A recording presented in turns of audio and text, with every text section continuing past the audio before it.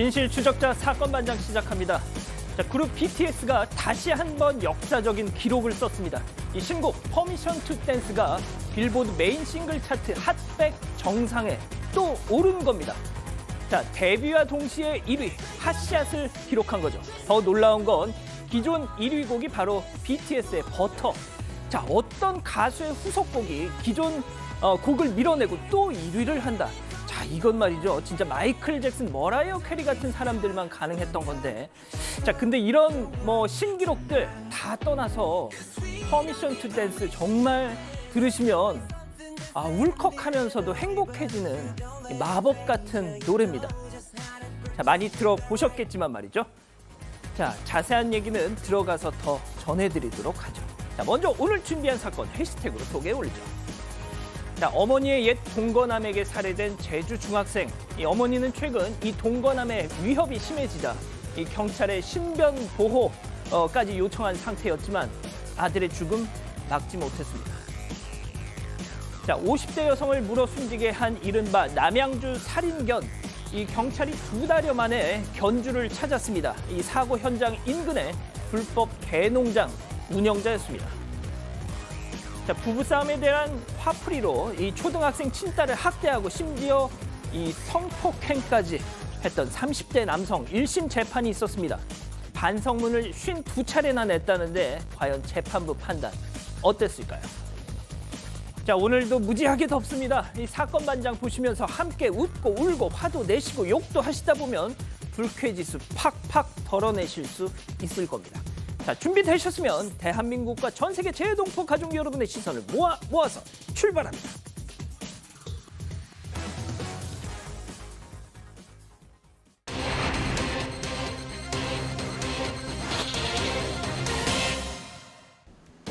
제주에서 과거 연인 관계였던 여성의 중학생 아들을 살해한 40대가 경찰에 붙잡혔습니다. 가정집에서 일반 의약품을 활용해 필로폰을 만든 30대 남성이 구속됐습니다. 오늘의 주요 사건을 정리합니다. 자, 오늘도 변함없이 사건 반장 시작합니다. 사회부 이도성 기자, 박지훈 변호사, 박상희 소장, 승재현 형사정책연구위원, 박준혜 수어통역사 나오셨습니다. 안녕하세요. 안녕하십니까? 진짜 제가 오프닝에서 이 BTS 소식을 전해드렸는데 정말 너무너무 장하다는 생각이 드는데, 자, 먼저 이 아이돌 대선배, SOS 출신 우리 박상희 소장님, 진짜 이 쾌거에 대해서 좀 느낌이 좀 남다르실 것 같아요. 정말 예전에 어디서 보니까 SES의 유진 씨는 BTS가 부럽다, 너무나 자랑스럽다 막 이렇게 얘기하던데 저는 선배로 그렇게 얘기할 그 입장은 못 되고요. 그냥 국민의 한 사람으로서 또 패널의 한 사람으로서 또 저는 친정 식구들이 다 미국에 있거든요. 그러니까 미국에 놀러 가면 미국 사람들이 BTS에 대해서 굉장히 많이 물어보고 또 그런 걸 얘기할 때 되게 자랑스러워요. 정말 쉽지 않은데 이렇게 미국 전 세계를 제패하다니 사실은 우리 생전에 이런 날이 오네요. 그러니까요. 네. 예. 알겠습니다. 아무튼 또 그리고 우리 또 박 변호사님이 퍼미션 투 댄스 저 춤을 준비하셨다고요? 제가요? 예. 아까 그러셨잖아요, 저한테. 제가요? 예.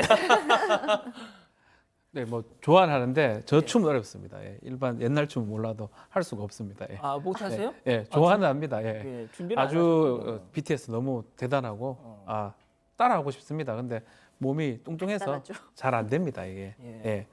아무튼 오늘 끝나고 사반 가족회의에서라도 한번 선을 보여주셨으면 좋겠다라는 생각을 지금 우리 가족 여러분들이 전해주고 계십니다. 자, 일단 본론으로 들어가겠습니다. 제주에서 10대 청소년 살해된 사건 어제도 저희가 잠깐 전해드렸죠. 자, 이 용의자 40대 남성이 붙잡혔습니다. 이 남성 오늘 지금 저렇게 모습을 드러내고 있네요. 네, 맞습니다. 이 피해자는 중학생인데 그제였습니다. 지난 18일 밤에 이 어머니가 이 주택 다락방에서 쓰러져 있는 걸 발견해서 신고를 했어요. 그런데 타살 혐의점이 발견이 된 거죠. 그래서 경찰이 곧바로 추적을 시작했습니다. 그래서 이 CCTV 분석 등을 토대로 일단 한 명을 잡았습니다. 공범 한 명을 거주지에서 잡았는데 그리고 나서 이제 주범 역시 몇 시간 한 열 몇 시간 지나지 않아서 붙잡혔습니다. 그런데 이 주범 이 피해 남학생의 어머니와 함께 살았던 남성이었습니다. 결국 붙잡혀서 경찰서로 연행됐는데 취재진이 이제 검거된 소식을 듣고선 경찰서로 찾아가서 질문을 했습니다. 뭐 혐의를 인정하느냐? 라고 했더니 이제 네라고 대답을 했고 이 뭐 유가족들에게 하고 싶은 말이 없느냐?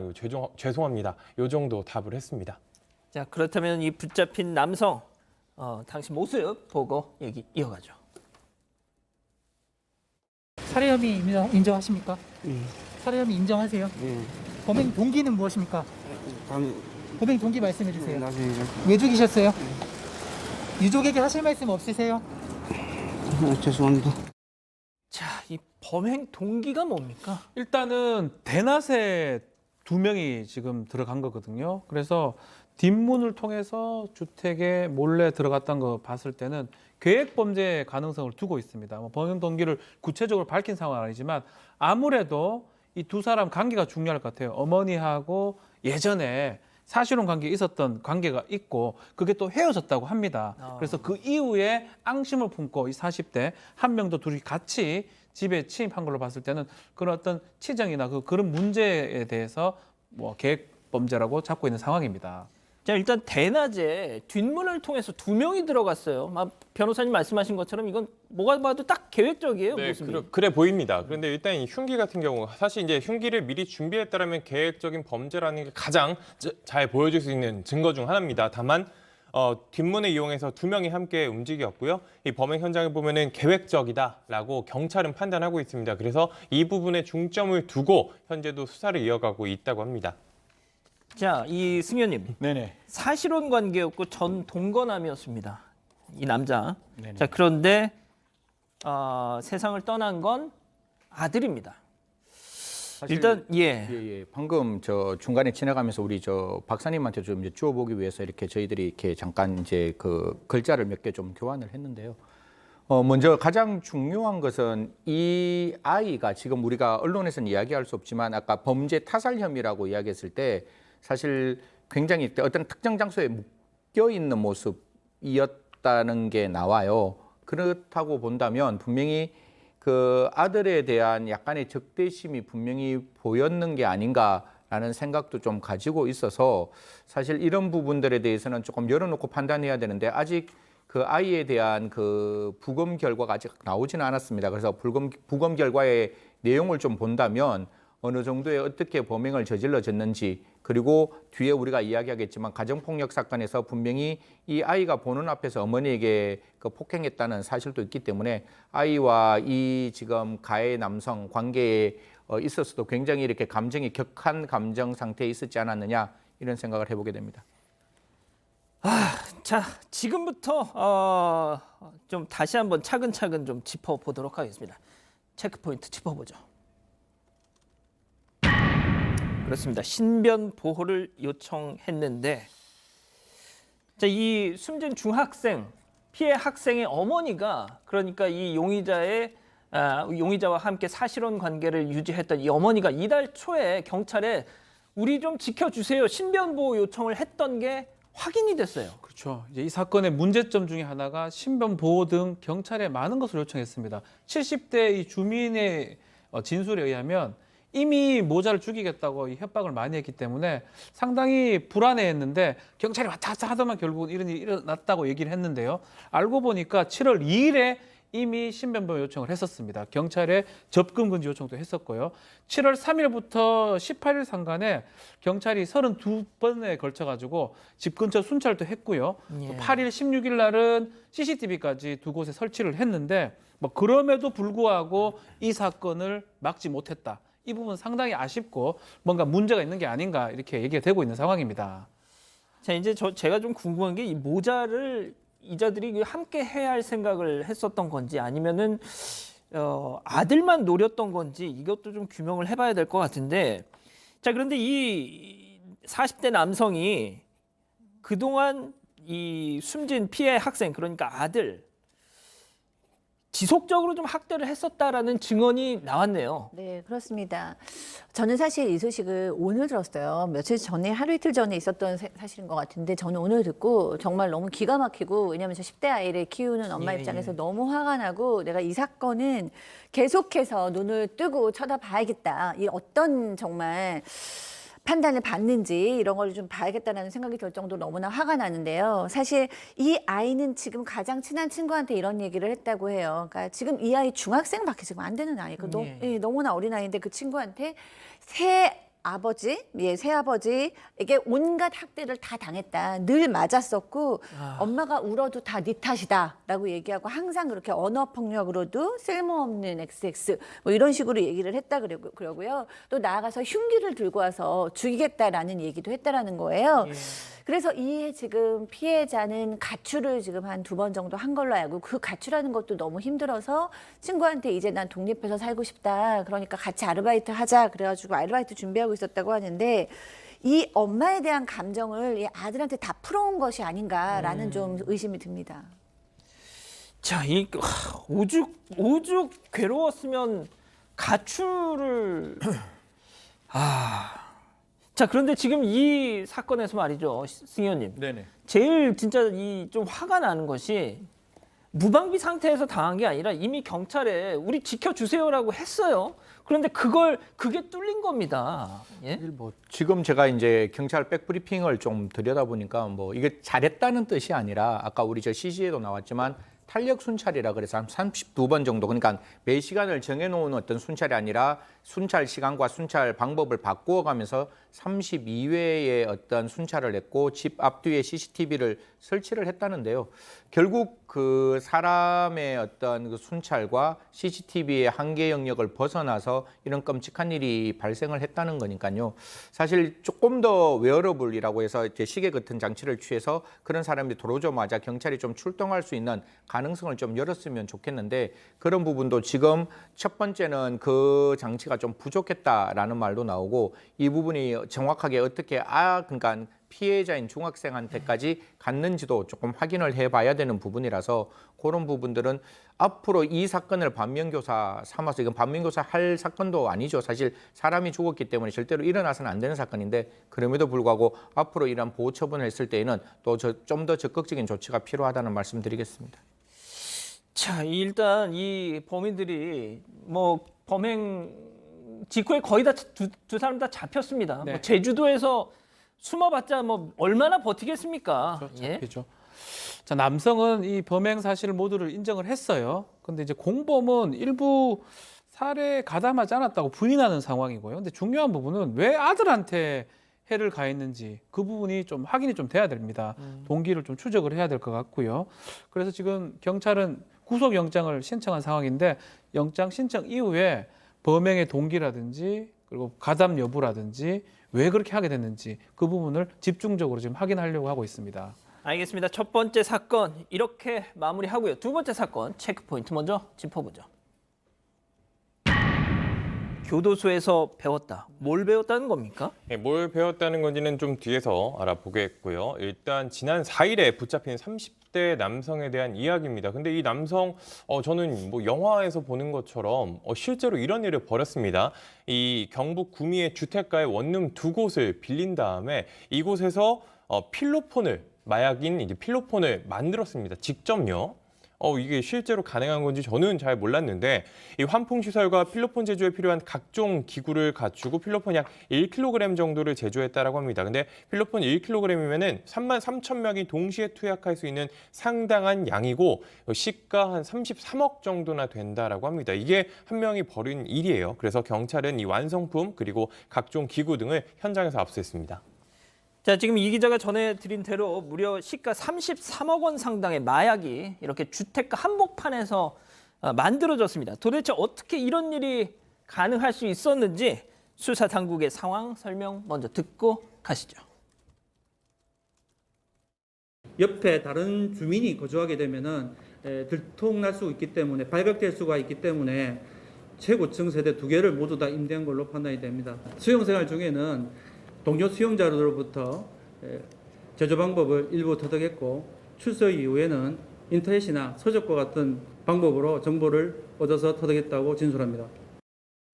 자, 지금 얘기를 들어보면 수감 동료 중에 이 마약 제조 기술자가 있었다라는 얘기인데 박 변호사님, 이러면 말이죠. 이런 사람들은 일반 재소자하고는 좀 분리해두고 그래야 되는 거 아니에요? 그렇죠. 그게 좀 필요한데 우리가 좀 속어를 쓰면 선생이라고 그러거든요. 그 만들 수 있는 사람. 기술자를 선생님이라고 하죠. 선생이라고 하긴 하는데 그런 사람하고 같이 있으면 그 사람들은 그걸 자꾸 전파를 하고 아니면 그것을 배우려고 하는 범죄로 계속 하려고 하는 사람이 꽤 많기 때문에 이것을 좀 분리를 좀 해야 되는데 그걸 좀 하지 못했던 게 좀 가장 컸던 어떤 이유가 아닌가 생각이 좀 들고요. 그러니까 그런 부분도 앞으로 좀 따져봐야 될 것 같아요. 특히 이런 범죄인데 이 범죄가 전파될 우려가 큰 거에 대해서는 좀 꼼꼼히 따져봐야 될 것 같습니다. 예. 아니 근데 그 소장님 저는 그러니까 교도소라는 데가 일단 뭐 자신이 저지른 범행에 대한 처벌을 받으려고 가는 곳이죠. 그런데 그 보통 처벌 자체의 목적도 있지만 교정 교화 더 나은 사람이 되게 한다 뭐 이런 의미도 있는 거 아닙니까? 그럼요. 저희는 이제 뭐 반성도 하고 교정 교화돼서 나서 사회 일원으로 잘 살기를 바라죠. 지금 변호사님 얘기하신 것처럼 근데 지금 뭐 교도소가 무슨 범죄 학교처럼 돼버려서 그 안에서 기술을 습득하고 나와서 사회의 악이 되었다라는 얘기인데 이런 부분에 대해서 저희가 좀 지금 여러 가지 사건들을 보면은 교도소 안에 뭐 동기들이 서로 도와가지고 또 뭐 범죄를 저지르는 일이 너무 많거든요. 교도소 안에서 구체적으로 어떤 관계 안에서 어떤 것들이 주고 받고 있는지 그런 것도 좀 저희 당국에서 신경을 좀 쓸 필요가 있지 않을까 하는 생각 듭니다. 예.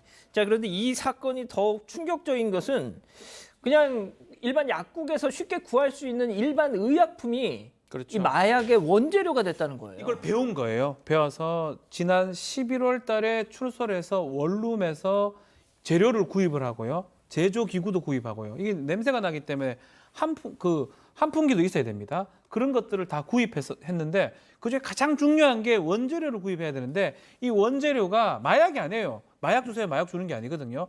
일반 의약품을 도매로 사와가지고 그것을 정제하는 겁니다. 가열해서 뭐 이렇게 하는 건데 알고 보니까 도매상에게 구입을 해가지고 아마 이 좀 그 파는 판매상 입장에서는 잘 몰랐던 것 같아요. 뭐 아니까 살려고 했겠지 아니면 도매하려는 사람이겠지라고만 생각을 했던 걸로 보이고 예. 그 기술을 통해서 결국은 지금 마약을 만들어냈는데 뭐 모방 범죄 때문에 예. 어떻게 만들었다는 얘기는 뭐 알려줄 수는 없다고 지금 경찰이 밝히고 있는 상황입니다. 승 의원님 제가 그 예전에 교정당국 관계자한테서 직접 들었던 얘기인데 뭐 아까 말씀하셨지만 이 선생으로 불리는 이 마약 제조 기술자들 뭐 감방에 들어가면은 몸값이 장난이 아니라는 거예요. 이 조폭 뭐 이런 쪽에서는 또 이게 돈이 되니까 이런 사람들을 또 그 감옥 안에서도 특별 관리를 해주고 자기들이 이렇게 보호를 해주고 말이죠. 자 이게 그러다 보니까 더군 물론 이 사람은 약간 초보 같긴 했지만 같아 보이지만 이런 거 좀 관리를 해야 되는 거 아닙니까 이거? 사실 그 수용자 분류 처우라 그래서 수용자의 어떤 그 범죄와 그다음에 성행에 따라서 분류 처우를 하는데 사실 우리 교정 시설 자체가 홍거구검으로 되어 있어요. 원래 이렇게 따로 한 사람씩 독거로 가야 되는데 그 시설이 그렇지 못하다 보니까 홍거구검을 하는데 특히 이런 어떤 지금 저희들도 모방 범죄 때문에 이러한 약품에 대해서 이야기를 못 하는 거잖아요. 그러면 분명히 교도소에서 가장 큰 문제 중에 하나가 악풍의 폐섭, 즉 내가 모르는 걸 다른 사람들로 배워서 세상에 나와서 또 재범을 일으킬 수 있는 그런 가능성이 있다면 이런 부분에 대해서 좀 이렇게 특별 수용을 하는 방법을 만들어야 한다라는 생각을 지울 수가 없고요. 사실 지금 이 사건을 보니까 진짜 대한민국 안에서도 마약이라는 게 사실상 청정 지역이 아니라 굉장히 널리 많이 퍼져 있다라는 생각이 들어서 좀 관계 기관에서 좀 적극적인 어떤 단속이 필요하지 않을까 그런 생각도 함께 하고 있습니다. 아니 그런데 이게 그 주택가 한복판에서 마약을 제조하는데도 어떻게 이게 바로 걸리질 않았던 거죠? 그렇습니다. 경찰 관계자가 그 원룸을 이제 압수수색을 하러 들어가자마자 눈이 너무 아팠다고 하더라고요. 그런데 예전에 이제 이 송강호 씨 나왔던 마약에 관한 영화에서도 제가 보니까 이게 완전 그 연기를 뿌옇게 차고 냄새가 너무 많이 나가지고 우선 이렇게 완전 방독면을 쓰지 않으면 들어갈 수 없다 뭐 이런 얘기가 나왔던 것 같은데 그런데도 이제 이웃들은 몰랐어요. 근데 왜 몰랐나 하고 보니까 기본적으로 맨 꼭대기 층에 방을 빌렸고요. 거기에 이제 뭐 환풍 시설을 굉장히 잘 해놨더라고요. 그러니까 환풍이 굉장히 많이 잘 되게 해놓고 또 사람들이 의심할 수 없을 꼭대기 층에 작업실을 마련했기 때문에 그리고 요즘 이제 전염병 때문에 사람들 다 마스크 쓰고 다니고 다른 사람 어떻게 어떻게 사는지에서 신경 많이 못 쓰잖아요. 이래서 이런 것들이 잘 유지되지 않았나 하는 생각이 듭니다. 어떻게 잡혔습니까? 근데? 네, 뭐 이제 만들었으니까 예. 팔아야 되잖아요. 팔아야죠. 뭐 파는 게 잘했다는 건 아닙니다. 지인한테 팔려고 이제 부산에 있는 지인한테 가려고 했는데 아마 경찰이 첩보 등등을 인지를 했고요. 경찰이 검거를 했던 걸로 보입니다. 마약류 관리에 관한 법률 위반이 되고요. 일단 어떻게 제조했고 어느 식으로 어느 정도 유통이 됐는지 이 부분을 경찰이 구속한 이후에 확인하겠다고 하고 있는 상황입니다. 이 기자, 근데 요즘에 이 마약 제조가 뭐 그렇게 또 전문적인 그 기술을 요구하는 게 또 아니라는 얘기도 있어요. 그러니까 해외 인터넷 같은 데서 그런 자료를 많이 얻는다는 얘기가 있더라고요. 그래서 유사 사례도 좀 있지 않습니까? 맞습니다. 이 마약 청정국이라는 게 이제 다 지난 말이구나, 이제 옛말이 됐구나라고 저도 이제 요즘 느껴지는데 2019년에도 비슷한 일이 있었습니다. 근데 심지어 그 당시에는 저런 환풍 시설을 따로 마련한 이 원룸 이런 데가 아니라 호텔에서 마약을 제조했습니다. 그 당시에 외국인이 호텔, 도심에, 심지어 서울 도심에 있는 호텔에서 그런 일을 벌이다가 결국 적발이 됐는데 그 당시에 한 100억 원대 되는 필로폰을 제조한 것으로 이제 밝혀졌습니다. 그런데 이게 다른 사람의 도움 없이 혼자서 그리고 훨씬 짧은 기간에 필로폰을 만들었는데 이 문제는 호텔 직원이나 다른 투숙객 누구도 알아채지 못했다라는 거였습니다. 알겠습니다. 두 번째 사건 이렇게 정리하고요. 오늘 인물 이어갑니다.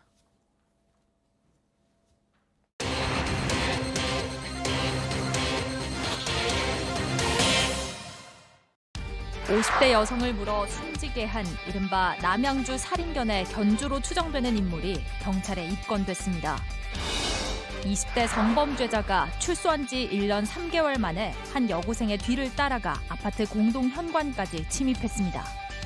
오늘의 주요 인물을 정리합니다.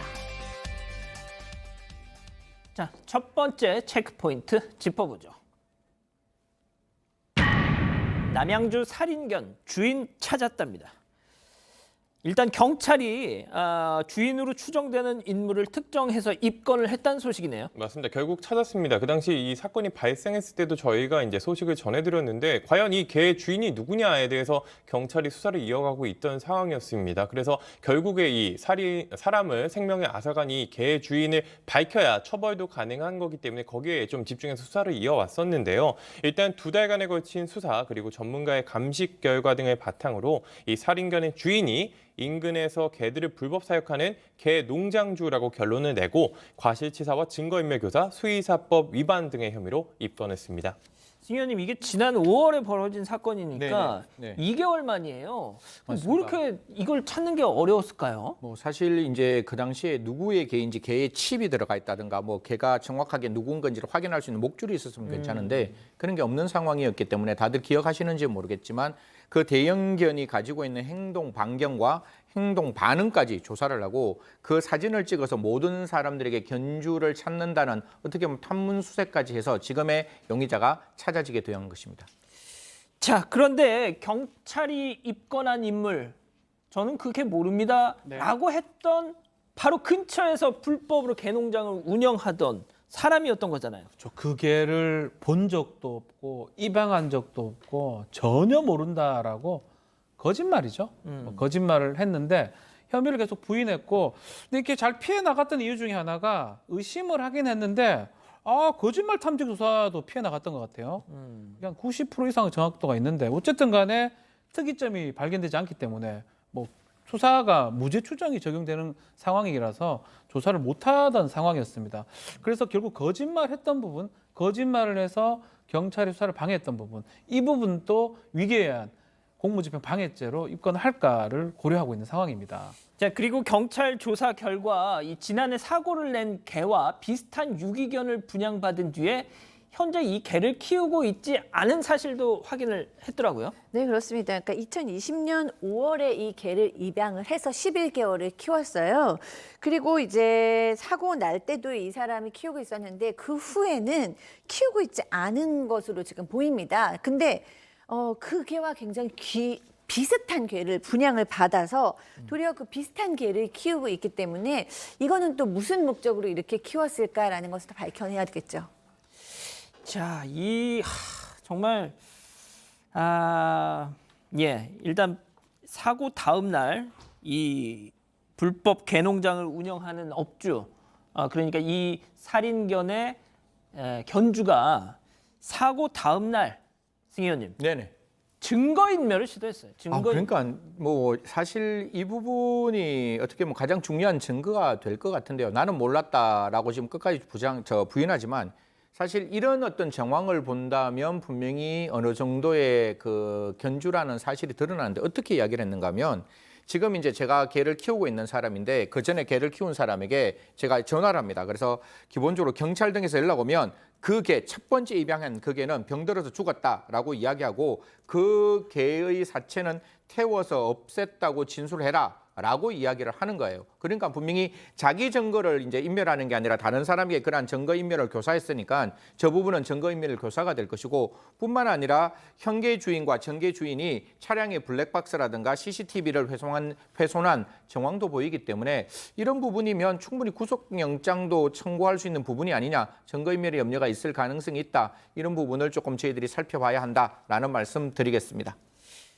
자, 그런데 말이죠. 지금 혐의를 부인하고 있어요. 이 정도까지 나왔는데. 예, 그렇죠. 사실 이게 수사는 녹록치 않는 수사입니다. 왜냐하면 지금 우리가 전문가의 입장에서 지금 이제 그 살인견이 분명히 그 당시에 입양했는 견하고 유사하다라는 게 나오는 거지 그게 그게다라고 정확하게 이야기할 수 없는 부분이기 때문에 이런 부분에 대해서는 경찰이 더 꼼꼼하게 좀 수사를 해야 되지 않느냐. 부인한다고 우리가 혐의를 입증할 수 없는 게 아니라 부인을 한다 할지라도 그 외 여러 가지의 어떤 물적 증거를 가지고 분명히 살인견이 대한민국 국민을 살해했는 물어서 죽였는 사건이기 때문에 누구가 했는지 그리고 그 견주가 얼마만큼 과실이 있는지 분명히 처벌의 가능성이 있으니까요. 꼼꼼하게 따져야 한다라는 말씀드리겠습니다.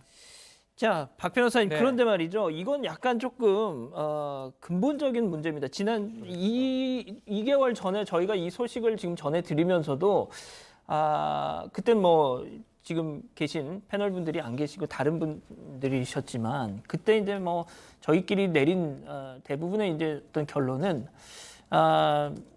뭐가 됐든 사람을 죽인 개이기 때문에 안락사를 시켜야 된다. 많은 분들이 또 우리 가족 여러분들도 그렇게 말씀을 하셨고 말이죠. 네. 또 그 개통령이라고 불리는 그 강형욱 씨 있잖아요. 강형욱 씨도 한 방송에 나와서 이 남양주 살인견은 누구의 눈치도 보지 말고 안락사를 시켜야 한다. 이렇게 주장을 하셨었단 말이죠. 근데 지금 일부 동물단체들이 남양주시에 우리한테 개를 맡겨주면 교화를 하겠다. 뭐 이런 제안도 하고 있다고 해요. 네. 근데 모르겠습니다. 저는 이게 물론 개가 뭐 사람이 아닌 이상 뭐 이게 걔한테 뭐 책임을 물을 수는 없는 거고요. 예. 동물이기 때문에. 그렇지만 그 책임이라는 측면이 뭐 이제 안락사 같은 걸로 이제 할 수가 있을 것 같습니다. 그 판단은 이제 좀 해야 될 그 부분으로 보이고. 근데 아직 살아 있어요. 예. 개가. 그렇죠. 이제 근데 사람을 공격했기 때문에 또 그럴 가능성이 앞으로도 있기 때문에 그런 안락사 등등에 대해서 검토가 가능한 상황이라고 봐야 될 것 같고요. 근데 이제 앞으로 궁극적인 문제가 좀 있을 것 같아요. 유기견 같은 경우가 사람을 습격해가지고 다치게 하거나 죽음에 이르게 했을 때 과연 어떻게 누가 책임질 것이냐 이 부분이거든요. 이 사건은 그래도 뭐 기르다가 뭐 버렸거나 이렇기 때문에 그래도 그 견주한테 책임 물을 가능성은 있지만 그게 말고 오랫동안 유기가 됐거나 오랫동안 길을 떠돌아다니는 개 같은 경우는 어떻게 해야 될지 뭐 그런 어떤 법적인 부분도 좀 따져봐야 돼요. 우리 법에서는 개의 소유자나 점유자가 책임지도록 돼 있거든요. 뭐 민사든 형사든. 근데 지금 유기견이 됐다고 오랫동안 떠돌아다닌다 이러면 그 개의 주인한테 또 책임을 묻기에는 또 인과성이라든지 예. 연관성이 좀 부족하지 않을까 또 이런 부분도 검토가 좀 필요할 것 같습니다. 승 의원님, 지금 남양주시의 입장도 제가 조금만 더 전해드리면 이 해당 이 개에 대해서 반려동물 기질 평가라는 걸 하겠다는 겁니다. 그래서 얘가 공격성이 있는지 나중에 또 그런 사고를 일으킬지를 좀 판단을 한 뒤에 안락사를 시킬지 말지를 결정하겠다는 그런 입장인가 봐요. 기본적으로 제가 생각하는 것은 지금 이제 민법도 어제 법무부에서 개정 입법안이 나왔습니다. 즉 그 반려견은 동물이 아니다. 물건이 아니다. 물건이 아니다. 이렇게 나와서 사실 분명히 뭐 그에 대한 어떤 다면 평가를 한다는 것은 필요할 것 같은데요. 언제나 제가 말씀드린 건 전례가 중요하다고 생각합니다. 분명히 이 개뿐만 아니라 이 개는 우리가 살리고자 하는 그 어떤 열정은 있지만 다른 사건과의 형평도 중요한 거거든요. 그럼 다른 사건에서 전부 다 안락사를 시켰다면 과연 여기서부터 과연 우리가 안락사를 시키지 않는 게 타당할 것이냐, 아니면 앞으로 그에 대해서 어떠한 합의를 만들어 갈 것이냐, 이런 부분에 논의가 있기 때문에 모르겠습니다. 이거는 뭐 사람에 대한 생명을 빼앗아간 개라는 거는 분명히 명확하기 때문에, 대형견이라는 게 명확하기 때문에 그 부분에 대해서는 우리가 조금 더 많은 논의와 많은 어떤 생각의 합의점이 만들어져야 한다라는 말씀 드리겠습니다. 지금 뭐 우리 가족 여러분들도 개가 불쌍하지, 그래도 안락사를 시켜야 된다. 하지만 뭐 또 어떤 분들은 그 주인의 문제이지, 주인의 관리 문제이지 개를 이렇게 죽일 것까지야 있냐, 이렇게 약간 좀 입장이 갈리시는데, 유가족 입장도 좀 생각을 해보시는 게 어떨까? 그게 가장 우선돼야 되지 않을까라는 게 저 개인의 생각입니다. 자, 첫 번째 인물 이렇게 정리하고요. 두 번째 인물 체크 포인트 짚어보죠. 연락처 물어보려고입니다. 이게 무슨 내용이죠? 지난 3월 오후 시간대였습니다. 오후 5시 반쯤이었다라고 하는데 인천의 한 아파트 후문에서 20대 남성이 16살 여학생을 뒤따라갔습니다. 이 여고생이 거주하는 아파트 공동 현관까지 침입한 건데요. 일단 이 여고생을 후문에서 발견한 뒤에 10분 정도 뒤따라다녔습니다. 상당히 무서운 상황이었는데 이 피해 학생이 공동 현관문을 열고 아파트 안으로 들어가는 걸 목격했어요. 그런데 이제 이 공동 현관문이기 때문에 건물 1층에 있는 문이겠죠. 거기까지 따라 들어간 거예요. 그런데 이 피해 학생 같은 경우에는 낯선 사람이 뒤를 따라 들어오니까 집에까지 가기는 너무 두려워서 일단 우편함만 확인하고 다시 공동 현관문을 통해 다시 아파트를 나갔는데요. 결국에는 이 사람이 이제 붙잡히게 된 겁니다. 소장님 진짜 요즘에 네. 그 원룸이나 오피스텔에서 혼자 사는 여성분들 많잖아요. 그렇죠. 아니 진짜 이런 얘기는 저는 제 주변에 있는 그 여성들한테서도 너무 많이 들었어요. 진짜 네. 일상 다반사예요, 진짜 일단 이런 게. 다반사입니다. 근데 사실 저렸을 때도 그랬어요. 근데 이제 문제가 그때는 잘 안 된 거라서 저렸을 때도 항상 어디 골목을 가거나 버스 타거나 혼자 이러면 뒤에를 항상 눈이 달린 것처럼 살았던 것 같아요. 혹시 무슨 일이 있으면 저도 집에 근처에 골목 갔다가 뒤돌아서 나온 적도 여러 번 있고요. 무슨 이제 건물에 들어갔다가 다시 나온 적도 굉장히 많고, 혼자 전화하는 척 연기도 하고요. 별 행동을 다 하면서 이 나이를 먹어온 것 같아요. 그래서 이런 게 아직까지도 군절되지 않고 또 더 심해지고 있구나라는 생각이 씁쓸합니다. 그런데 역시나 아니나 다를까 전과가 있었어요, 이 남성. 그렇습니다. 20대인데 벌써 또 성범죄 전과가 있던 사람이에요. 성폭력 범죄 처벌 특례법 위반, 그러니까 카메라를 이용한 그런 범죄로 1년 6개월을 복역했습니다. 그리고 예. 출소한 지 1년 3개월 만에 또 범행을 저질렀습니다. 진짜 승현님 어떻게 하면 좋아요, 진짜 이런 인간들. 예? 그러니까요. 이게 사실 실형을 받고 나왔기 때문에 뭐 전자감시 장치라든가 뭐 보호관찰 이런 부분들이 조금 없어 보인 듯한데요. 그럼에도 불구하고 출소 이후에도 재범의 위험성이 있으면 당연히 그런 조치들이 조금 만들어져야 하지 않을까라는 걸 먼저 말씀드리고, 지금 같은 경우에 사실 주거 침입죄로 지금 이제 나름대로의 처벌 가능성이 열려 있는데, 이 주거 침입죄 경우에도 징역 4개월이 지금 나왔는데, 분명히 그 징역 4개월 후에 또 이런 어떤 행동을 할 때를 대비해서 이러한 사람들에게 어떠한 조치를 취해야 할 것인가에 대해서 법무부가 조금 고민을 해야 될 때라고 생각을 합니다. 자, 제가 다시 한번 정리를 해드릴게요. 자, 아파트 현관을 따라 들어오길래 이 여고생이 우편물을 찾는 척하다가 다시 아파트 밖으로 나갔습니다. 자, 이쯤 됐으면 갔겠지 싶어서 다시 이제 아파트 현관으로 들어왔죠. 그래서 엘리베이터를 타고 딱 가려고 했더니 이 인간이 갑자기 등장을 해가지고 엘리베이터 안으로 들어온 겁니다. 여고생 어땠겠어요? 다시 나갔죠. 엘리베이터 밖으로.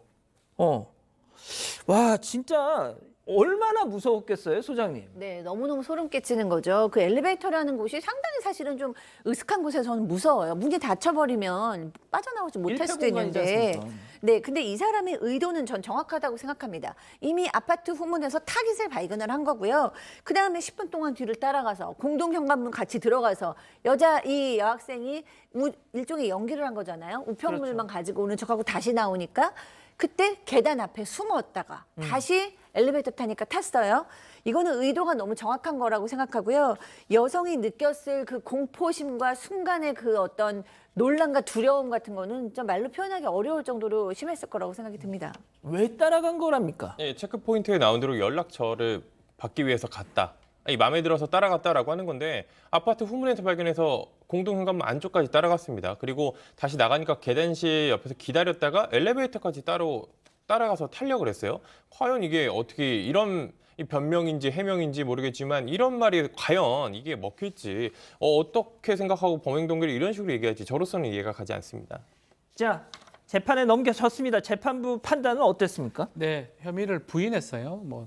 특히 범죄 목적의 주거 침입죄를 부인했는데 주거 침입 같은 경우는 집안을 침입해도 문제가 되지만 공동현관 같은 데도 범죄 목적으로 침입했을 때 주거 침입죄 성립할 수가 있습니다. 재판부 입장에서는 이 피해자가 나이가 상당히 어린데 상당한 불안감, 공포심을 당시에 느꼈을 거고요. 또 이 사람 같은 경우는 이전에도 촬영죄라든지 강제추행죄 등이 있어요. 지금 누범 기간 중에 있습니다. 성범죄 때문에. 누범이 뭐냐면 징역형이나 금고형 이상을 받고 3년 이내에 다시 범죄를 저지를 때 누범이라고 그러거든요. 만약에 첫 번째 범죄면 실형까지 하지 않았을 것 같은데 성범죄의 누범 기간 중에 또 유사한 범죄를 저질렀다라고 봤을 때 이 사람이 번호를 따기 위해서 갔다 그런 목적이 없었다라고 보기는 어렵다고 재판부는 판단한 것이고요. 이제 이것도 짧지만 징역, 단기 실형 4개월을 지금 내린 상황입니다.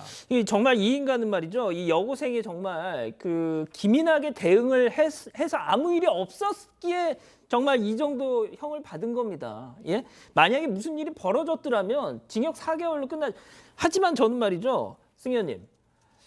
이 딱 봐도 환자예요. 저는 4개월 뒤에 나온다 한들 뭐가 달라질까 싶습니다. 제가 이 사건을 바라보면서 옛날부터 마음속에 생각했던 것 중에 하나가 전화번호를 물었으면 최종적이고 종국적인 집에 들어가기 전에 물었다면 그건 이해가 되는데 마지막 순간에 누구도 도움을 요청할 수 없는 엘리베이터 안에서 그 전화번호를 묻는다? 그거는 전화번호를 묻는 게 아니라 분명히 성폭행의 의도가 있는 것이고 우리 대한민국 형법전에는 주거 침입죄밖에 없는데 그거 말고 특별법에 이런 게 하나 있습니다. 강간 목적으로 주거 침입을 하면 가중처벌하는데 사실 이거와 별개로 이런 상황에서 주거 침입을 가중하는 규정을 만들어야지 이거 변호사님이나 저나 단기 4개월 후에 도대체 우리가 뭘 할 거냐. 이 사람이 결국 사회에 나와서 또 이런 행동을 했을 때 우리는 또 누범 기간임에도 불구하고 단기 4개월로 그칠 것이냐. 이런 부분에 대해서는 진지한 고민을 해야 할 때라고 생각합니다. 알겠습니다. 오늘 인물 이렇게 정리하고요. 다음 오늘 법 이어갑니다.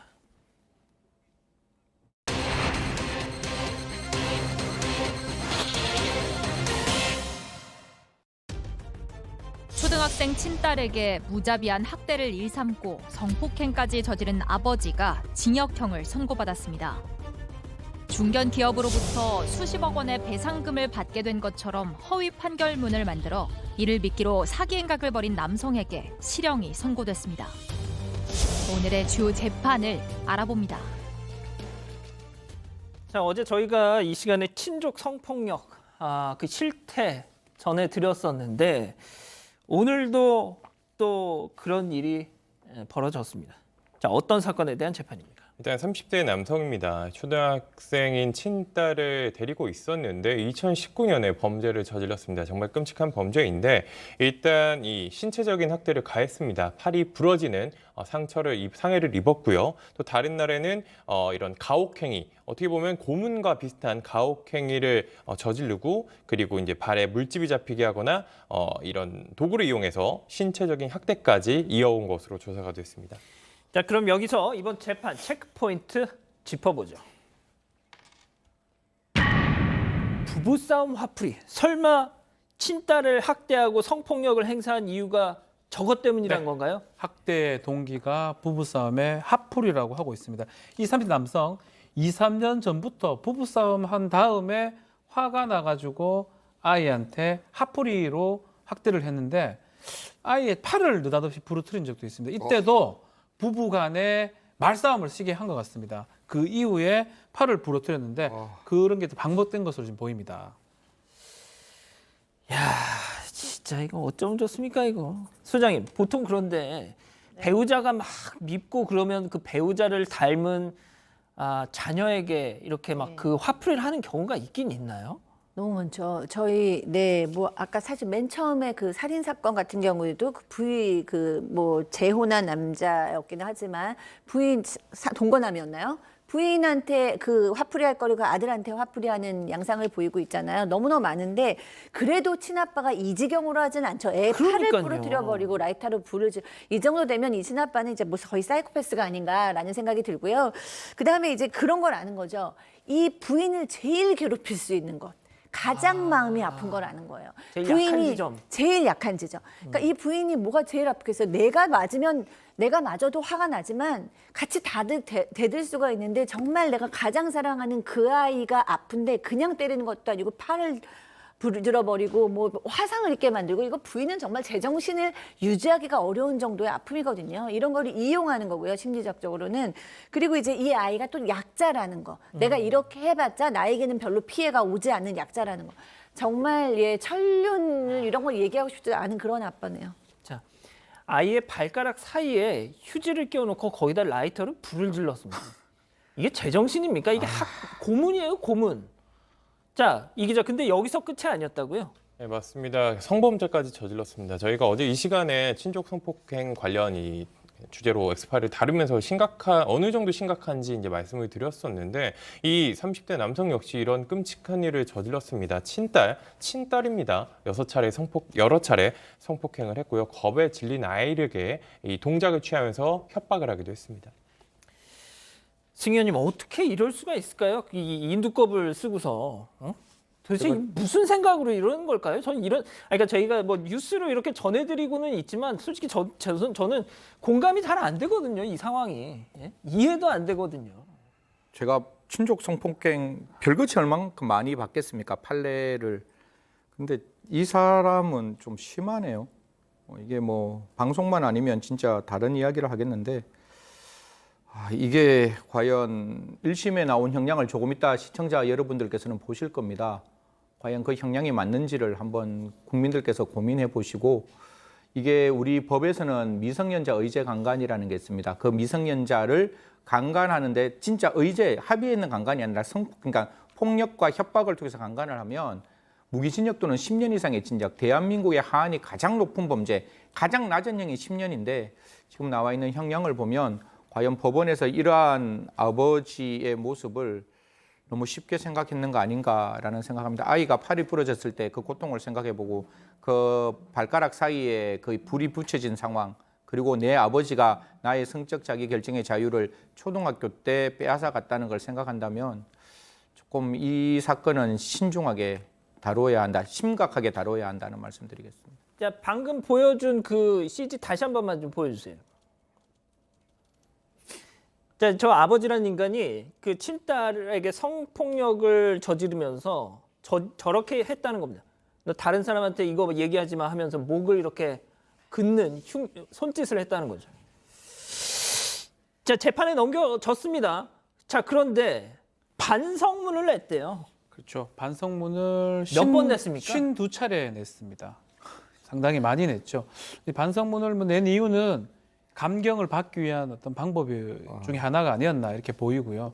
범죄가 꽤 많죠. 성폭력 처벌 특례법상의 13세 미만자의 강간, 상해 등등의 여러 가지 범죄고 지금 계속 얘기하고 있다시피 그 범죄가 인륜을 침해할 수 있는 그런 어떤 심각한 범죄임에도 불구하고 본인은 이렇게 반성을 하고 이렇게 반성문을 냈던 거는 또 그만큼 형량의 참작을 받기 위해서 했던 거고 실제로 이런 어떤 가족 간의 성범죄에서도 이 반성문이 받아들여지고 그것 때문에 감경이 되는 경우도 좀 많이 있습니다. 아, 그런 경우가 있어요? 네. 많이 있어요? 그래서 많이 쓰게 합니다. 변호사 입장에서는 또 야, 필요하다면요. 아니 지금 우리 가족 여러분들이 반성문 얘기 나오니까 거의 지금 채팅창이 폭발을 하고 있어요.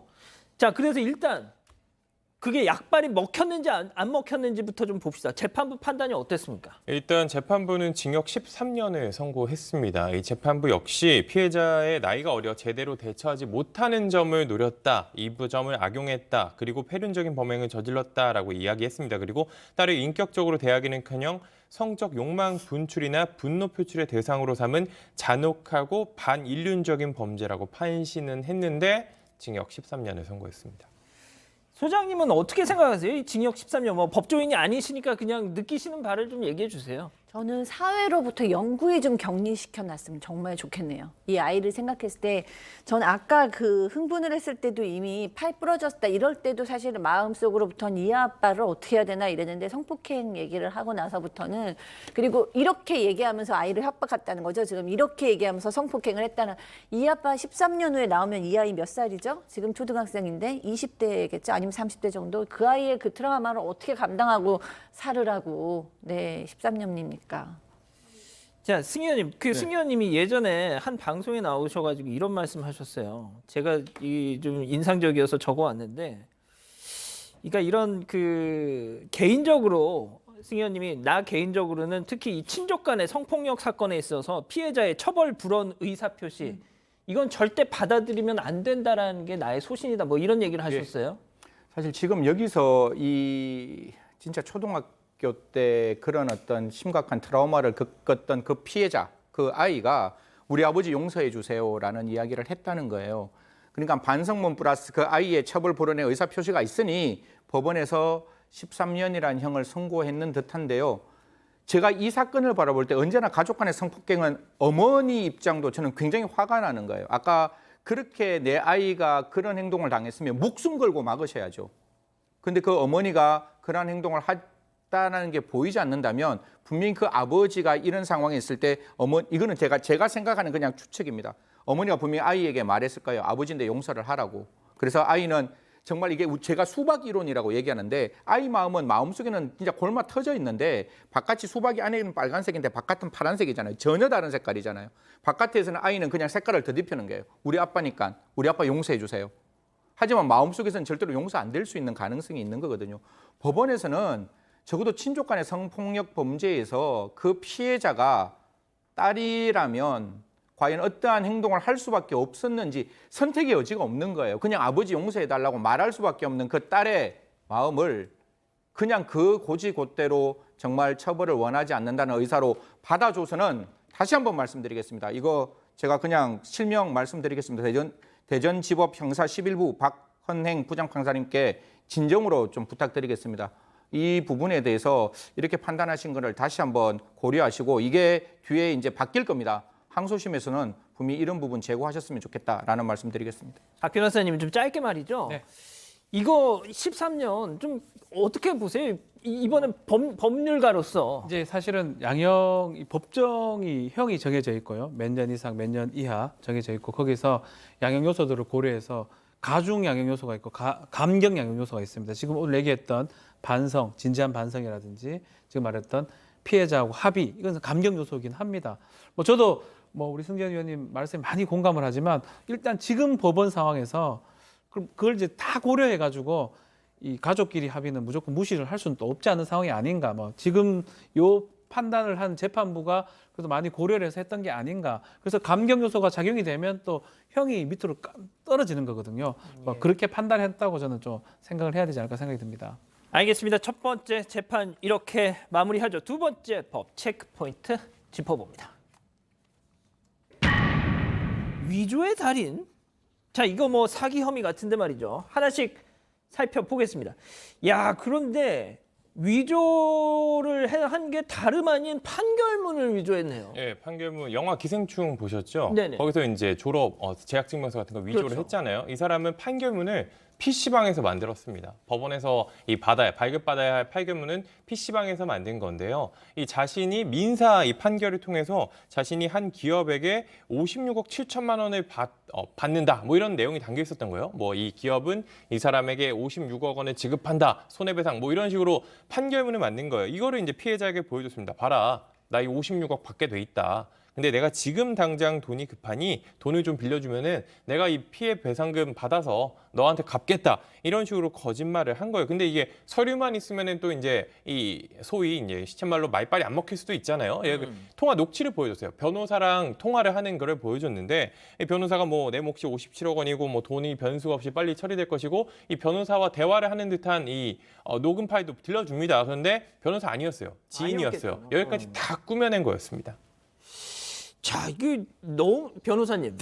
이건 진짜 사법 행정에 엄청난 혼란을 초래하는 거 아닙니까, 이거? 판결문을 일반인들은 잘 보지 않기 때문에 글쎄요, 뭐 잘 위조를 하면 위조하려면 다 할 수 있는 거죠 또. 인터넷으로 다 할 수 있어요. 복사해가지고 할 수 있는 거긴 한데. 그래도 그런데 하면 안 되는 거잖아요. 하면 안 되죠. 할 수 있다기가 하라는 게 아니고요. 왠지 예, 하라는 게 겁나실 것 아니고. 같아서. 근데 일반인들이 이거를 뭐 잘 이해를 못하죠. 판결문 저희도 아마 속으려면 속을 것 같아요. 그래서 저희는 이제 뭐 그 표식을 확인하는 방법들이 있거든요. 그리고 검색도 가능해요, 다.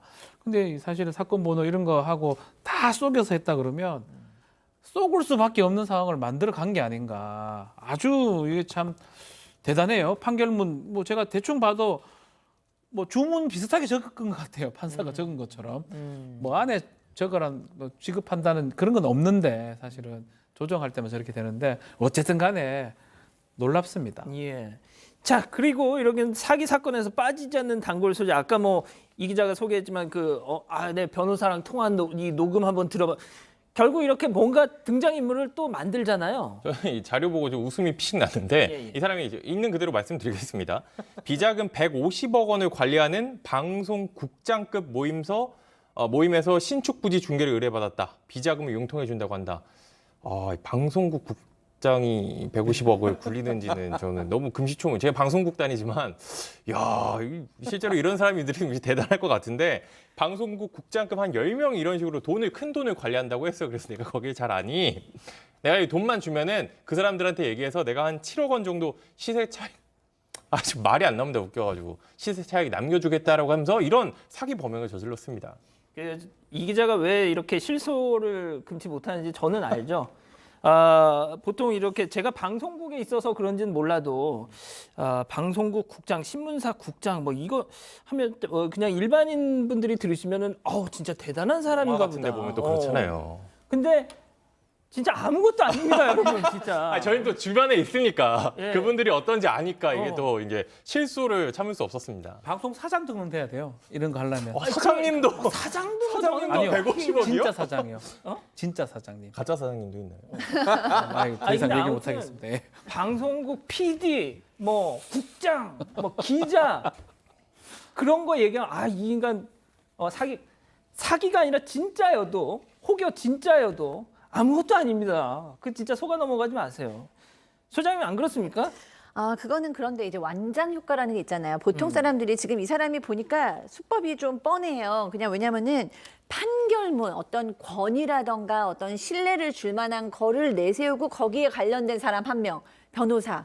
그다음에 언론상 방송국 뭔가 신뢰 있을 법하고 뭔가 굉장히 그 합리적인 판단을 할 것 같은 그런 데다 국장님 뭐 이런 식으로 보통 사람들이 보면 그럼 거기는 믿을 만하지 않아라는 생각이 들 만한 어떤 그 요소를 이용하긴 하거든요. 그리고 많은 사람들은 또 판결문 나오고 법조문 나오고 언론사 나오고 언론인 국장 나오면 또 믿고 싶어지는 심리가 있는 것도 사실이죠. 예.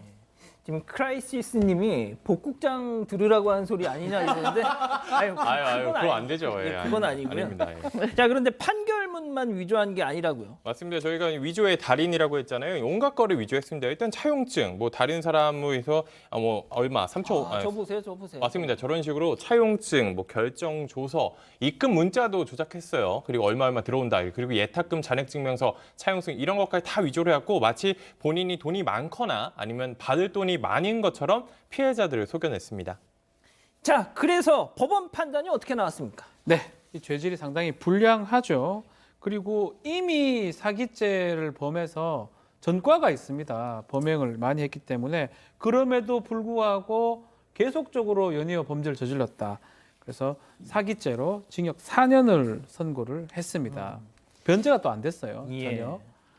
자, 변호사님, 근데 네. 저는 이 사건을 보면서 조금 그랬던 게 보통 제가 기자인데 기자 입장에서도 무슨 기사로 장난치는 사람들 보면 제 직업적인 화가 어떤 나는 그런 게 있다 것처럼. 보니까 더 화가 나거든요. 아마 이게 그런데 재판부 입장에서도 다른 것도 아니라 이걸 판결문을 위조했다? 사건 기록을 좀 봐야 되는데 어. 잘 위조했으면 아마 많이 더 나왔을 겁니다. 엉성하게 위조했을 가능성이 높아요. 그랬구나. 딱 봐도 이게 무슨 판결문이냐 이렇게 되면 이제 괘씸죄는 적용되지 않는데 근데 이 사람 계속적으로 이걸 반복하거든. 위조도 뭐 보통 하는 게 아니에요. 뭐 잔고 증명, 외탁 증명서 다 위조했던 거 봤을 때는 저는 오히려 잘 위조했을 거라고 보입니다. 그래서 재판 과정에서 판사가 상당히 화를 냈을 가능성이 높고요. 판사도 계속 돌려봐서 야 비슷한데 이렇게 했다면 괘씸죄도 뭐 적용됐을 가능성도 우리 소위 말하는 속칭 말하는 그렇게 생각이 좀 듭니다. 승희 의원님 좀 짧게 말이죠. 뭘 위조를 해도 그래도 전문가들은 딱 보면 아는 거 아닙니까? 그렇죠. 보통 사람들 입장에서는 그걸 굉장히 권위 있는 문서라고 이야기를 하지만 또 이런 어떤 사건들이 이렇게 꼬리가 밟히는 거 보면 분명히 모든 사기 사건은 반드시 잡히게 되어 있지 완전 범죄는 없다라는 말씀 꼭 드리겠습니다. 알겠습니다. 오늘 법 이렇게 마무리하고요. 사건 상황실 이어갑니다.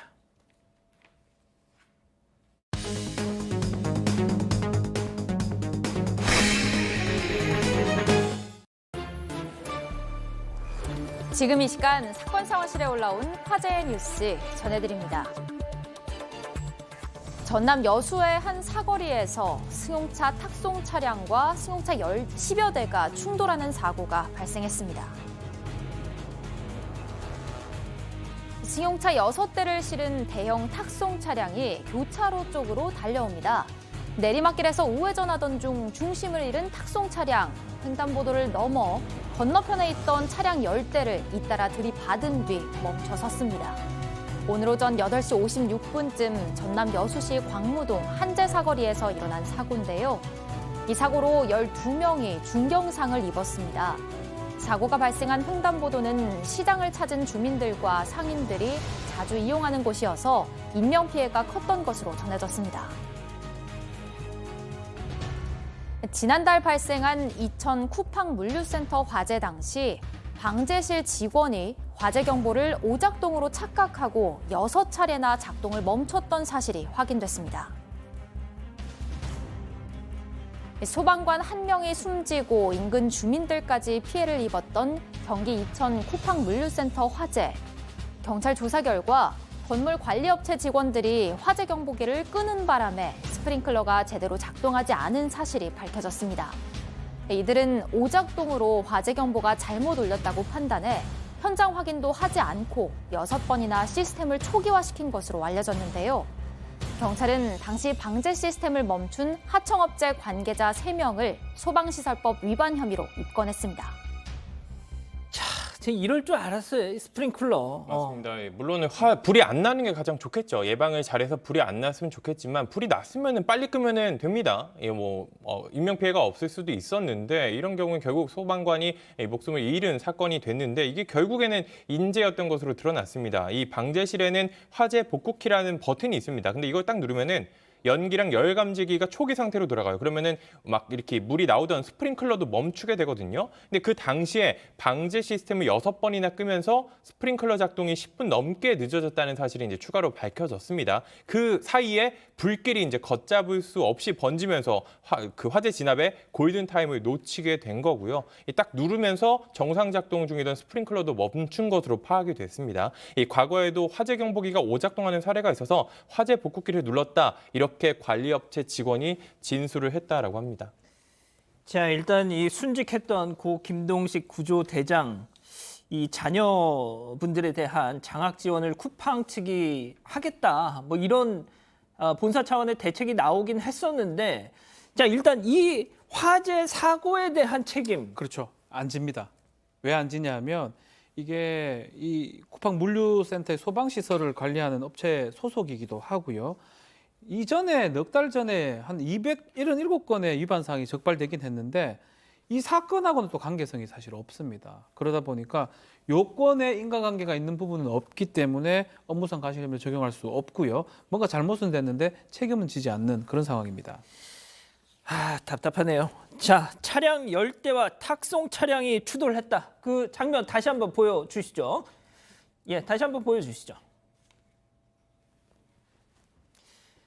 저는 말이죠, 승희 의원님. 네네. 탁송 차량 주변에 저희 가면은 왠지 이런 일이 있을 것 같아서 좀 불안해서 접근을 못 하겠어요. 예, 사실 저도 아침에 저 영상을 봤는데 자, 저거 저게 브레이크 저 파열 사람. 예.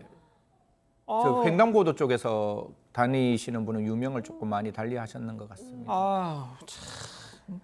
이게 전에도 같은 지역에서 이게 사실 아까 보시면 아시겠지만 내리막길이었고 이게 지난 3월 13일 오후 12시 33분쯤에 4.5톤 트럭이 똑같은 상황이었는데 그 당시에는 저렇게 사람 쪽에서 인명사고가 나지 않고 한 건물을 이렇게 좀 박아서 그 건물하고 같이 이렇게 부서지고 안에 있는 운전자만 좀 다쳤다 정도가 나오는데요. 사실 이미 한번 13월 달에 사고가 있었다면 사고 있고 난 다음에 내리막길에 여러 가지 어떤 속도 방지를 할 수 있는 장치를 조금 이렇게 만들었어야 되는데 그런 장치가 없다는 게 굉장히 아쉬웠다라는 말씀드리겠습니다. 알겠습니다. 다음 소식 계속 이어서 전해주시죠. 수도권 거리두기 4단계가 시행된 첫 주말, 집합금지 명령을 위반하고 모텔 객실을 빌려 몰래 영업을 한 유흥주점 2곳이 적발됐습니다. 수원의 한 모텔 6층. 이곳은 밤마다 무허가 유흥주점으로 바뀌며 손님들을 불러 모았습니다. 일부 손님들은 성매매 알선 사이트 광고를 통해 비밀 유흥주점을 찾은 것으로 조사됐고 업소 측은 단속에 대비해 손님들에게 사전 인증까지 요구했습니다. 심지어 손님들에게 성매매를 알선하기도 했는데요. 사흘 전 경기 남부경찰청이 모텔 한 층 객실을 불법으로 바꿔 운영해온 유흥주점 2곳을 적발하고 업주와 접대 여성, 손님 등 27명을 입건했습니다. 장애인 최초로 히말라야 14좌 완등에 성공한 김홍빈 대장이 하산을 하다가 실종됐습니다. 여기 브로드피크 베이스 캠프에 도착했습니다.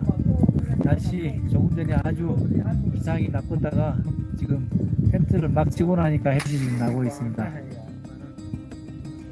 현재 시간으로 18일 히말라야 브로드피크 등정에 성공하면서 세계 최초로 7대륙 최고봉 14좌를 모두 완등한 김홍빈 대장. 김 대장은 1991년 북미 최고봉 맥킬리 원정 도중 동상으로 10손가락을 모두 잃었지만 불굴의 의지로 이런 대기록을 세웠습니다. 하지만 기쁨은 얼마 가지 못했는데요. 하산길에 나선 김 대장은 해발 7,900m 부근에서 조난됐고 어제 오전 위성전화로 구조 요청을 보냈습니다. 인근에 있던 러시아 등반대가 구조 작업에 나섰지만 줄이 끊기면서 김 대장은 경사면 더 깊은 곳으로 추락했는데요. 주 파키스탄 한국 대사관은 파키스탄 군 소속 헬기를 동원해 이르면 오늘부터 구조 작업에 나서기로 했습니다. 어려운 시기에 우리 국민들에게 자랑과 희망이 되어준 김홍빈 대장. 김 대장이 무사히 돌아오기를 바라는 메시지가 계속 이어지고 있습니다. 지금까지 사건 상황실이었습니다. 자, 이게 정말 어제 밤에 말이죠. 저녁에 김홍빈 대장이 완등했다. 뭐 이런 속보가 딱 떴어요. 그러고 나서 청와대에서 문재인 대통령이 축하한다. 축전했 뭐 이런 또 소식이 딱 전해졌습니다.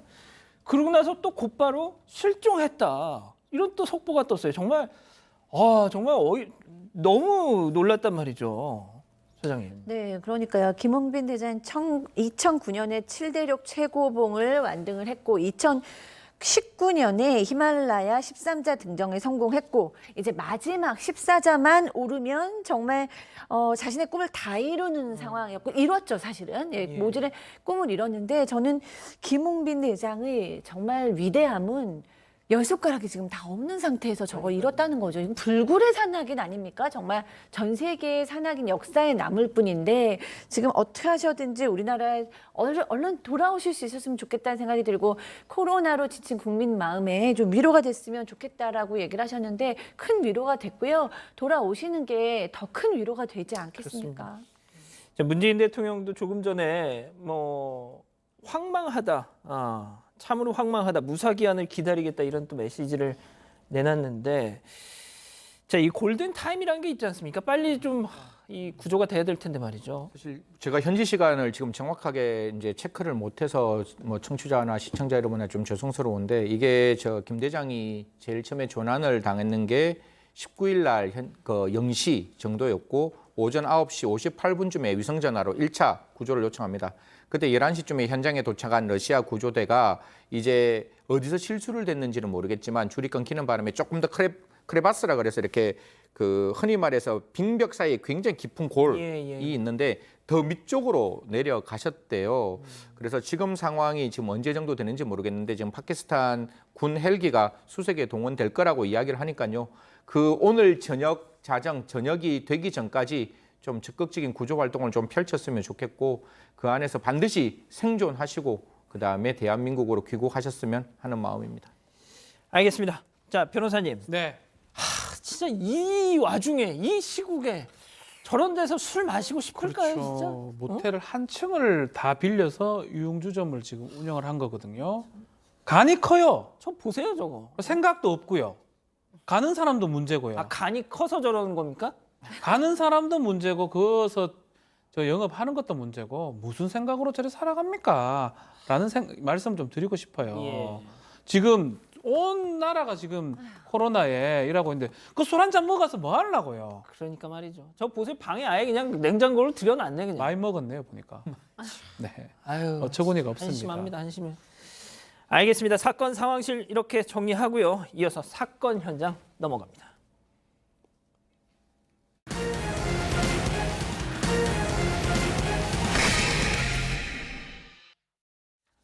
자, 신개념 소통방송 사건반장에서는 우리 가족 여러분들 사연 기다리고 있습니다. 해시태그 사건반장해서 인스타 등등에 올려주시면 지금 이 시간에 소개해 올리죠. 자, 오늘 사연의 주인공은 대전에 사시는 사반 가족 이현경님입니다. 보여주시죠. 자, 오늘은 사연이 재밌습니다. 어제 제가 복지 포인트가 바닥나서 이제 메가박된 그 영화 티켓 못 드린다 했더니 승재현 위원님, 백성문 변호사님 두 분이서 우리가 보태겠다.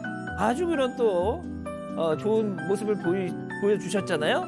자, 그랬더니 세상에 이현경님이 방송을 보시고 시청자 기증을 하겠다. 내가 내겠다 그거. 그 영화 티켓. 계속 재밌게 방송만 해달라.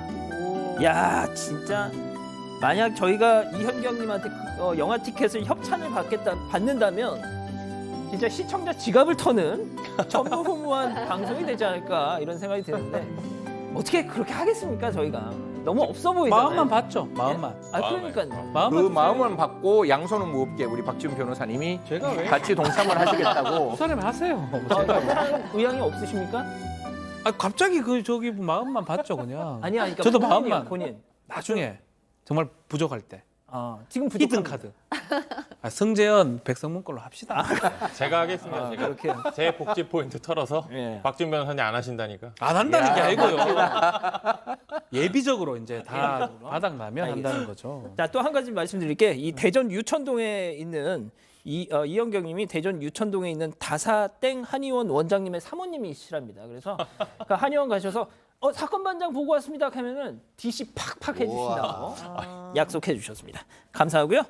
자, 오늘 찾아갈 첫 번째 현장 터키로 가보시죠. 불안합니다 이거. 네, 저런 장면 불안한데 비가 불안합니다. 내리고 있는 어느 누구죠? 저녁에 집에서 나오면서 한 여성이 우산을 폈는데 그리고 계단 저렇게 올랐습니다. 근데 뒤에서 나무들이 하나둘씩 쓰러지더니 설마 네. 그대로 저렇게 집을 덮쳤습니다. 저게 산사태가 발생한 겁니다. 영상도 저기 지지직 방금 나오셨는데. 맞습니다. 영상도 지지직거릴 정도로 상당히 충격이 컸던 것 같은데 순식간에 집이 무너져 내렸고 저 안에 있던 사람들도 혼비백산 저기 영상에 뛰쳐나가는 게 잡혔습니다.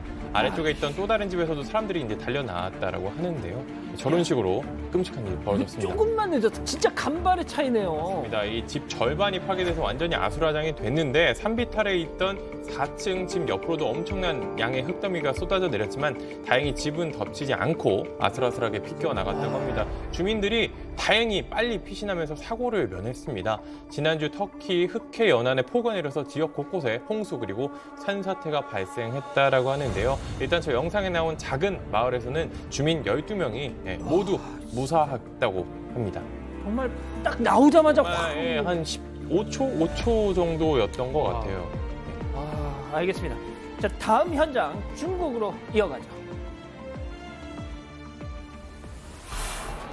왜 이렇게 사람이 네, 모여있죠? 사람들이 엄청 몰려 나왔는데 한 아파트 단지에서 주민 수천 명이 거리로 나온 겁니다. 그런데 자동차와 버스를 에워싸고 몸싸움을 좀 벌이고 있는 것 같아요. 이 자세히 보면은 상황이 더욱 심각했다라고 합니다. 싸우고 있어요. 주먹 휘두르면서 난투극거리고 버스를 공격하기도 하고 알고 보니까 아파트 주민 수천 명이 용역업체 경비원들과 몸싸움을 벌이고 있는 현장이라고 합니다. 처음에는 말다툼이었는데 몸싸움으로 이어졌고 한두 명씩 주먹을 날리다 보니까 결국에 패싸움으로 번졌다고 합니다. 아니, 왜 이유가 있을 거 아니에요? 저게 주차요금 때문이에요. 아. 주차요금. 원래 입주 당시에는 주차요금이 없었는데 중국의 부동산 재벌 헝다그룹이 이제 아파트 주차 공간을 제3자 다른 기업에 매각을 하면서 저 주차장이 유료 주차장이 됐다라고 해요. 그래서 아파트 관리사무소 지금 저기가 측이 주차장인가 보네. 네, 맞습니다. 이 매월 한 5만 원 정도 되는 돈을 받겠다라고 했어요. 원래 무료였는데. 그래서 이제 진짜. 이렇게 일방적으로 통지를 하니까 주민들의 불만이 폭발하기 시작했고 이후에 이제 수백 명의 경비원들을 아파트 곳곳에 배치하고 주차료를 잘 내는지 감시했다고 해요. 그러니까 좀 갈등이 깊어졌고 그러다 보니까 저런 일까지 벌어지게 됐던 아니, 겁니다. 이 정도면 경찰 출동해야 되는 거 아니에요? 출동했죠. 경찰 수백 명이 출동했는데 아까 말씀드렸잖아요. 수천 명이 저렇게 나와서 패싸움을 벌이고 있으니까 이 수습하기 역부족이었다라고 해요. 일부는 머리를 맞아서 크게 다치기도 했고 일부는 뭐 경찰의 총성이 들렸다라는 주민들의 주장도 있었다고 합니다. 양측의 충돌은 한 5시간가량 이어졌는데 한 수십 명이 체포되고 그리고 다친 것으로 알려졌습니다. 일단 뭐 안 받던 걸 받기 시작하면 또 줬던 걸 뺏으면 그럼요. 더 열받긴 갈등이 하죠. 커지죠. 야, 그런데 저렇게 몸싸움으로까지 난투극으로까지 알겠습니다. 자, 다음 현장 브라질로 가보시죠. 아, 이게 뭐야 지금? 네, 이거? 아니, 제가 지금 운전하는 거예요 지금? 트럭? 앳된 모습의 한 남자아이죠. 트럭 몰고 있어요. 대형 일종. 예, 10살밖에 되지 않았어요. 안전띠도 별로 안 메고 그러네요. 운전석에 걸터 앉아가지고 태연하게 자연스럽게 운전을 하고 있습니다. 보이나? 조수석에 앉아있는 남성, 이 누구냐면 예. 놀랍게도 아이의 아버지입니다. 아버지도 지금 삐딱하잖아요. 안전띠 안 메고 있었습니다. 트럭 운전하는 모습을 아무렇지도 않은 듯 옆에서 또 촬영을 하고 있는 상황입니다. 아니, 지금 셀카 찍고 있을 때가 아니라 그렇죠. 자기가 운전대를 빨리 넘겨받아야죠. 뭐 하는 짓인가 싶은데 아이의 아버지가 영상에서 하는 말을 들어보면 더 과가 아닙니다. 뭐 영어는 아닙니다. 포르투갈어겠죠. 네. 아버지는 자기 아들이 경주에 참여했다 이러면서 누군가 내게 미쳤다고 밝히지만 내가 권총을 훔치거나 마약을 하라고 권한 거 아니지 않느냐? 라고 합니다. 미친 거 아니에요? 10살 아들이 트럭을 맡긴다는 거는 좀처럼 이해할 수가 없겠죠. 아니, 이거 그 브라질은 뭐 교통법규도 없습니까 이거? 브라질도 마찬가지입니다. 교통법규 위반한 혐의로 정확하게 알려지진 않고 있지만 아마 이렇게 하면 절대로 안 되고요. 운전 아이들 시켜서도 안 되고요. 아마 처벌의 가능성이 높지 않을까 생각이 듭니다. 그러니까 우리나라에서는 저런 상황이 벌어지지도 않겠지만 네. 만약에 저런 아버지가 있다. 그러면 안 되죠. 근데 무면 운전이 성립할 수 있습니다. 그리고 난폭 운전. 쟤는 촉법 아니에요 그러면? 10살이니까 뭐 촉법소. 애가 뭐 잘못입니까? 아빠 하락하니 하는 거니까. 아버지한테 모든 책임을 물을 수가 있을 것 같습니다. 우리나라는? 네. 학대죠, 학대. 그렇죠. 학대죠. 저거. 웃긴 웃네, 얘가 진짜. 알겠습니다. 자, 다음 현장 튀니지로 가보시죠. 네. 이건 어떤 상황이죠? 네, 한 남성이 아이가 타고 있는 튜브에 손을 넣고 끌고 옵니다. 처음에 아빠와 딸이 해안가에서 놀고 있는 것처럼 그렇게 보였는데 알고 보니까 저 남성이 구조대원이라고 하는데요. 아이가 망망대해에서 홀로 포류하고 있는 모습을 보고 구조대원이 해변에서 물놀이하는 게 아니고요? 제트 스키를 타고 데리고 온 겁니다. 구조대원이 지금 아기를 들어 올려가지고 제트 스키를 태우니까 그제서야 아기가 지금 보면 울음을 터뜨립니다. 아마 혼자 망망대해에서 오랫동안 떠 있었거든요. 지금 딱 안기는 순간 울음이 터져. 그전에는 울지도 못하다가 지금 너무 무서웠었어요. 구조대가 이제 우는 아기를 달래면서 해안가로 돌아갔다 하는데 아기는 지금 뭐 다친 것은 없습니다. 예. 무사한 것으로 전해졌습니다. 아니, 근데 1살짜리가 어쩌다가 망망대. 그렇죠. 아이가 무슨 탐험가는 아니에요. 그러겠죠. 탐험하진 않습니다. 이 캘리비아 해변에서 부모와 함께 튜브를 타고 놀고 있었는데요. 당시 부부가 조금 한눈을 팔았나 봅니다. 그 사이에 아이가 탄 튜브가 바람에 밀려가지고 떠내려간 것으로 보이는데 당시 아기는 해안가에서 약 1.6km 지점까지 떠내려왔습니다. 먼 바다로 떠내려간 아기를 빨리 발견하지 못했다면 더 큰 사고가 났을 건데 튀니지 당국은 최근 피서객이 증감에 따라서 이런 사고, 아동 실종 사건이 자꾸 일어나고 있다면서 부모들에게 주의를 당부하고 있는 상황입니다. 아이 그나마 놀랐을 정말 바다가 저렇게 보시다시피 좀 잔잔해요. 잔잔했기 그렇죠. 망정이지. 만약에 막 파도가 높고 이랬으면 아이가 또 빠질 수도 있잖아요. 아 그럼요. 아이가 뭐 탐험갑니까? 예, 승현님 뭐 어떠세요? 아니 얼마나 아이가 이거를 꽉 붙잡았겠어요. 자기가 그러니까요. 진짜 모든 힘을 다해서 붙잡고 있었는 것 같은데 아 진짜 다행이네요. 정말 정말 다행이고 저 구조대원 진짜 1.6km 같으면 바다에서 보면 진짜 망망대해에서 점으로만 보였을 건데 아, 그걸 제트스키를 가지고 구했다고 하니까 정말 저 구조대원 박수 쳐주고 싶습니다. 알겠습니다. 자, 다음은 동물이 주인공인 베트남으로 가보시죠.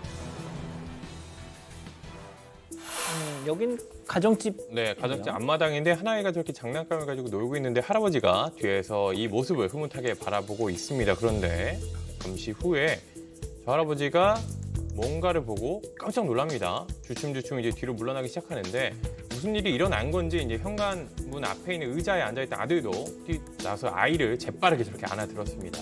아니, 지금 뭘 보고 저렇게 놀라는 거예요? 아들과 이제 손자가 먼저 이제 집 안으로 들어가자 할아버지도 큰 막대기를 이제 저렇게 가지러 가죠. 예, 막대기를 가지고 들고 왜 이렇게 안 앞으로 나와? 가는데 조금 이제 저희가 위험한 장면이기 때문에 슬로우 비디오로 좀 보여드리는데 좀 보세요.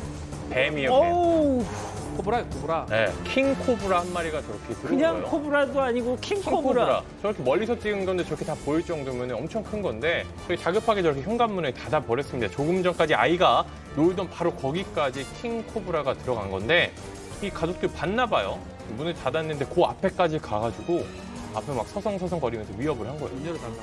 와, 아니, 잠깐만. 그런데 이거 독이 있죠? 아, 독이 있죠. 맹독이죠, 물리면은 이거. 맹독이 있어, 강력한 독이 있어서 물리기만 하면 사실 이제 생명을 와, 저 빠른 거 봐, 빠른 거 봐. 생명을 저 앗아갈 수 있는데 아이가 놀던 저 곳까지 들어왔는데 보통 깊은 숲속에 사는데 저기까지 왜 들어왔는지는 이제 알기 어렵다라고 해요. 이제 뭐 앞마당에 뭐 자기 집인 것처럼 이렇게 왔다 갔다 하다가 가게 됐는데 저 할아버지, 저 뱀을 발견한 할아버지는 뇌졸중에서 회복을 한 지 얼마 안 됐다라고 해요. 그런데도 이제 큰 소리를 쳐서 이제 옆에 있던 아들에게 알렸고 아들과 이제 손자의 목숨을 살렸습니다. 아우, 진짜, 아우, 저 뱀 제일 싫어하는. 알겠습니다. 자, 마지막 동물 인도로 가보시죠. 어우, 소가 보이네요. 네, 태어난 지 얼마 안 돼 보이는 송아지를 저렇게 혀로 어미소가 이제 정성스럽게 하고 있는데 제대로 몸도 못 가누고 있습니다. 다리에 힘이 풀려서 계속 넘어지는 거 보니 정말 갓 태어난 송아지인 것 같아요.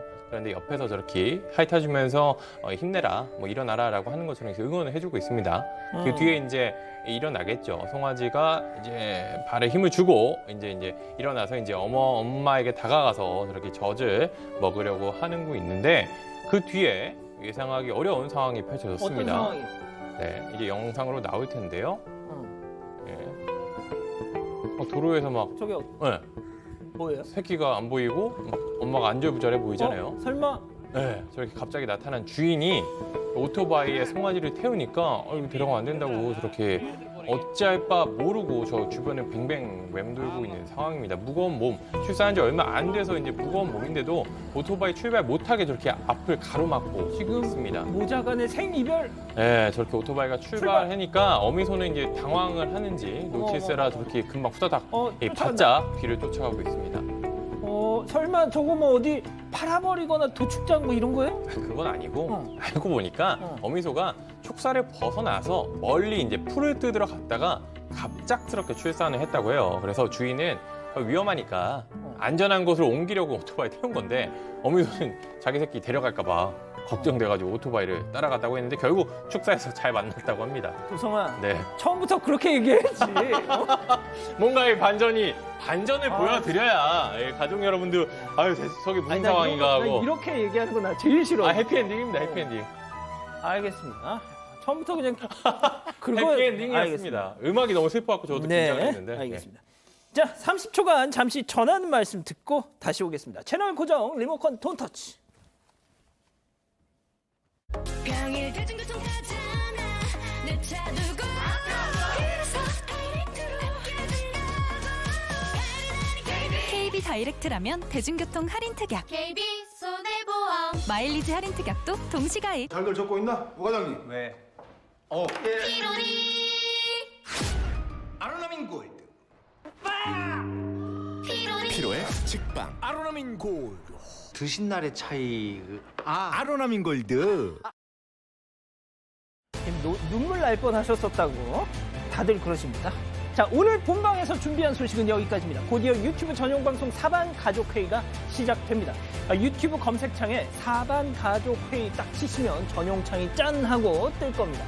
저희가 아마도 한 4시 반 내에 딱 정각에 시작할 것 같은데요. 늦지 않게 빨리빨리 와주셨으면 합니다. 박지훈 변호사, 이 충격 고백이 준비되어 있습니다. 예. 뭐요? 뭐지? 자, 어쨌든 내일 본방도 별이 3개 오후 3시에 다시 옵니다. 자나깨나 코로나 조심, 안녕히 계십시오.